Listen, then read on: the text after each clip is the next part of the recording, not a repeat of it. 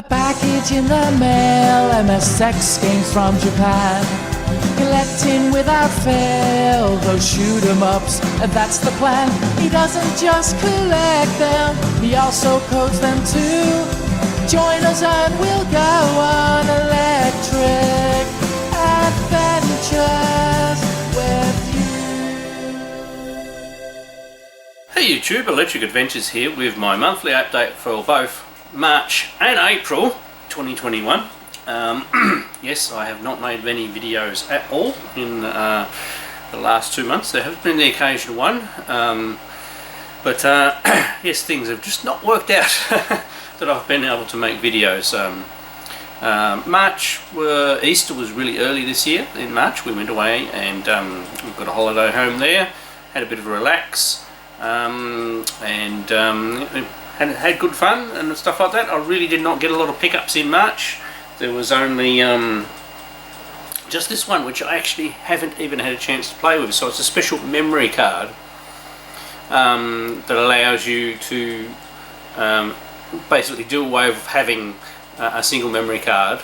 You can store a lot more on it, and I got that because I've got the backwards compatibility on that PlayStation 3 that I got recently, but I haven't played with it at all, so I can't really tell you too much more about it. One of my friends said, "Oh, this would be cool," and I went, "Yeah, that's right." And it wasn't very expensive, and came quite quickly, and then I haven't had a chance to play with it. Basically, you can put an SD card in there and have a lot more storage than you can with a normal original PlayStation memory card.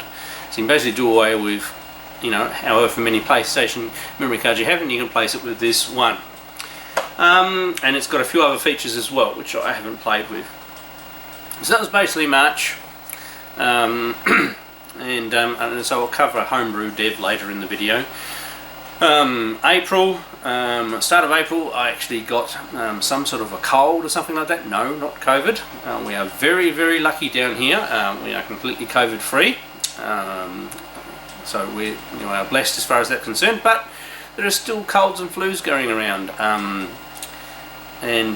Yes, it just knocked me around a little bit. I had asthma when I was young, and I have not had it since, and since I've had this cold I've had asthma. It also may be, we're just working out that we may have a bit of black mould in my office, and I might be allergic to it. So anyway, not too bad. I might sound a little different. My sinus is a little blocked, so I can't hear on my right ear properly. And I do apologise, I have a print going in the background, but it's a very long one, and I barely have time to make videos as it is, so I can't just interrupt my printing just to make a video. Hopefully it doesn't cause too much problem with the audio. Anyway, asthma sick and everything, and also it was last year during the pandemic when we're all locked in the houses here, was our 30th wedding anniversary. So all we got to do was have pizza with the kids at our house, which wasn't really special for a 30th anniversary. So this year, because we were able to, so I made plans and booked basically planned a trip to go to the west coast of Tasmania. I'll try and put a little map thing up here, to a place called Strawn. Now it's actually a 4.5 hour drive, which it was long, but it was quite enjoyable in my car. Quite a nice car. We stayed at a place called Strawn Village, had a nice tea at the pub, and then the next day we went on the Gordon River cruise. So this is why I totally feel blessed of where we live in the world. This is, if you ever get the chance to come to Australia and of course Tasmania, you really must experience this. I'll cut in some video in between me speaking here, just so you can have a look. It is completely untamed wilderness. The boat you go on has two different motors, so when it goes into the wilderness part, it switches over to its quiet electric motor, so it doesn't make any sense. You just glide through, and it's a beautiful, wonderful experience.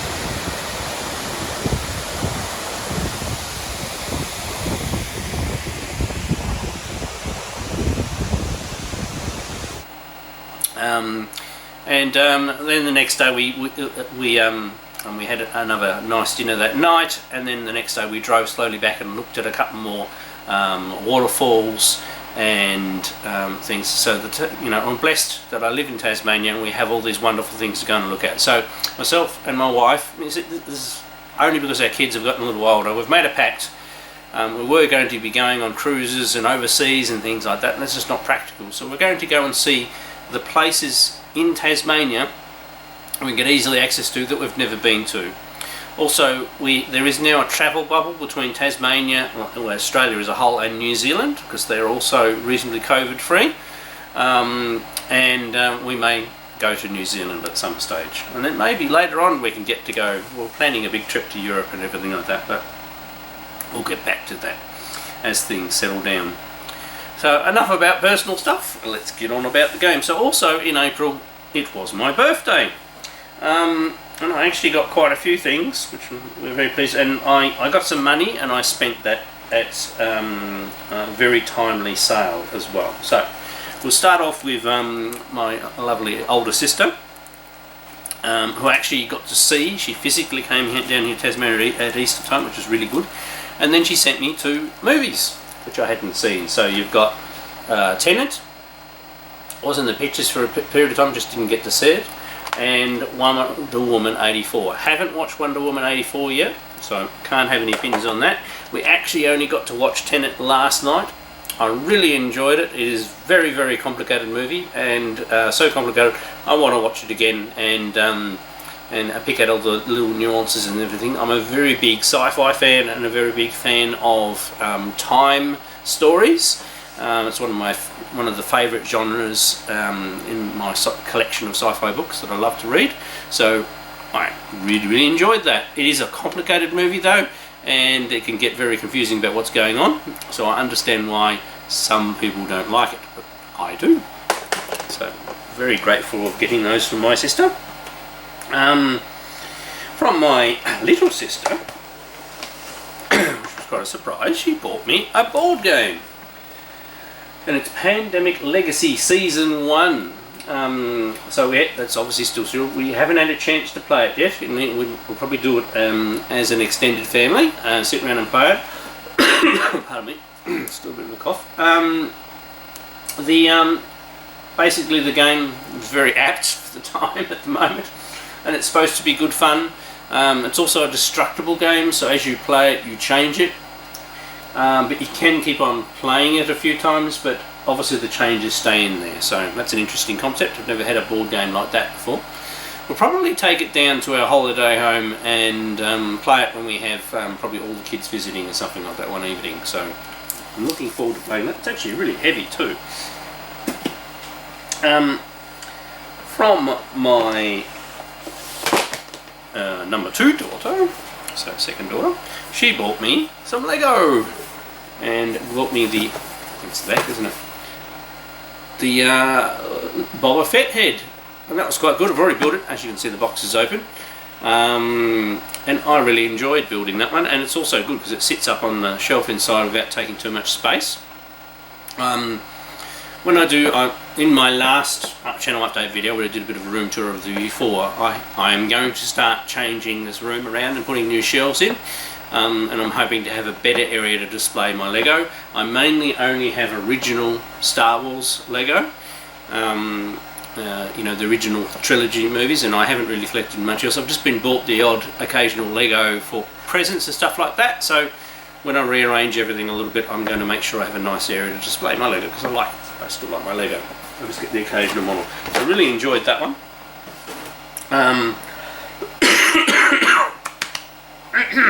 Pardon me.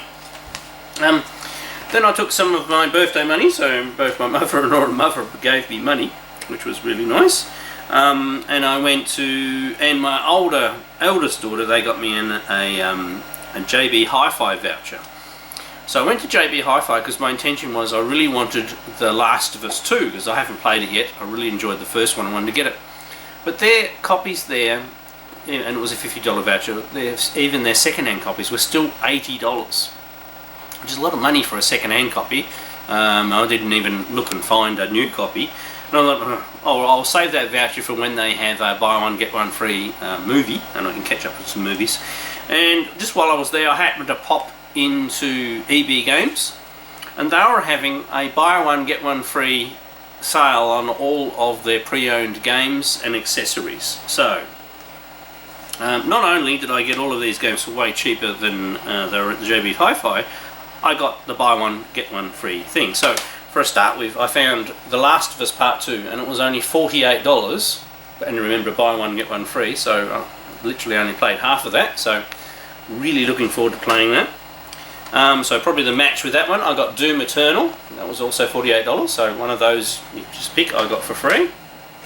I do like first person shooters. I believe that's supposed to be a good game. Now cheaper ones, I think these might have been 44 and the other one was cheaper. So we've got Red Dead Redemption 2. Now I haven't played the original Red Dead Redemption. I have seen this one being played, and I know it's a big world game, so I'll get around to playing that and having a bit of a look. We'll see how we go. And this is the other one that I found that looked quite interesting, and it's actually a VR compatible game called Zone of the Enders, and it's the second one, the Second Runner. That one would be really cool, and I haven't had the VR headset out for a while, and that would be good. And while I was there, we were talking about the fact that I didn't have any Move controllers, and they said, well, they're included in the sale as well. So I got 2 second-hand Move controllers, just got one here as a prop, and I only had to pay for one of them, so I think they were 44. So basically this whole lot of stuff was $140, and so I still had I had $200 of birthday money, and I still had money left over. So I think that was an absolute bargain.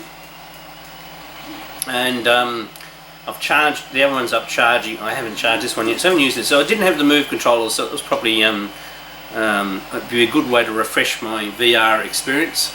And my youngest daughter really liked Beat Saber when we played it at PAX almost 18 months ago.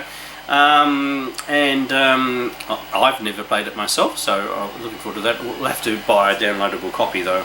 I think you can only buy that online. I don't know if you can buy a physical copy of that one.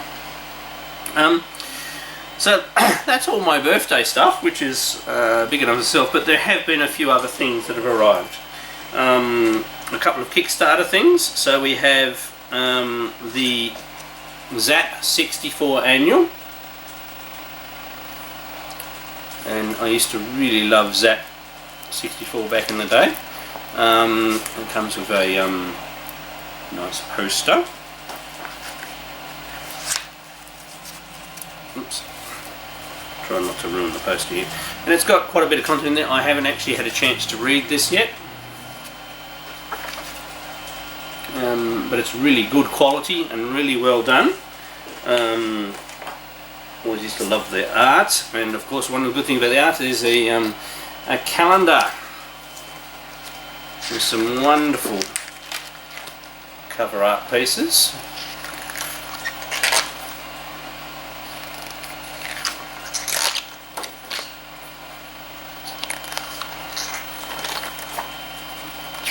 Very, very cool.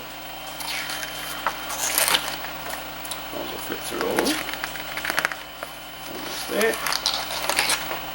My fingers aren't obscuring that too much. Don't have my glasses on, so it's a bit hard for me to see exactly what's in there. There's actually quite a few pages.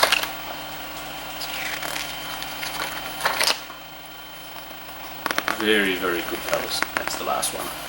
So that's really cool, and it's a 2022 calendar, so I'll have to get my game room tidied up and then display them in the game room at some stage. And also another one, this is not a Kickstarter one, this is, I bought this one, and actually in future editions I'm actually a contributing author, so I've written some articles. So this particular one I don't have any others, this is Blast Annual 2020.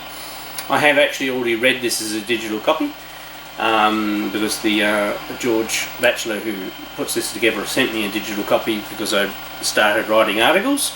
You can pre-order the second volume, and you can still order this one, I believe. I'll put a link down below where you can get them very good read. It covers quite a few systems, which is actually quite nice. Just go in here, so have a look at the contents page. So we have Commodore 64, Spectrum, Amstrad CPC, and MSX. Also NES, Atari 2600, Amiga, BBC, Sega Master System. There's even a couple for the ZX Spectrum Next, and some interviews. So in this one is Carlton Handy interview, Santiago Ontanon interview. I'm ruining these names, sorry.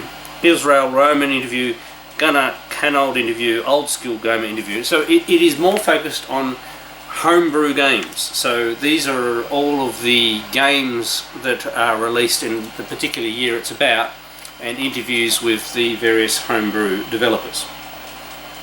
So the future issue of one of these, there'll be actually an interview with myself, but then also I have started writing some of the MSX game reviews, so they'll come out in a future issue. They're going to have, I believe, some monthly mini issues as well, so it's a really good well-rounded one, and you could find out about a lot of homebrew games that you might have missed out on, and quite a lot of them you can still order copies from the authors as well, so it's good to go out and support those people.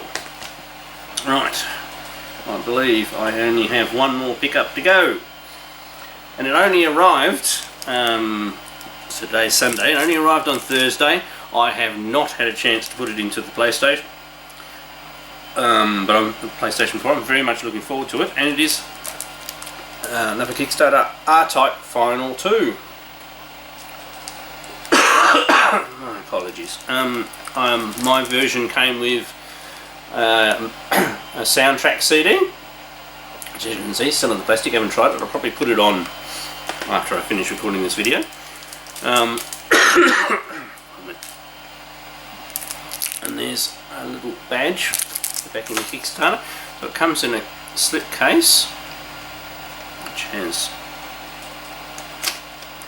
pins on it. So,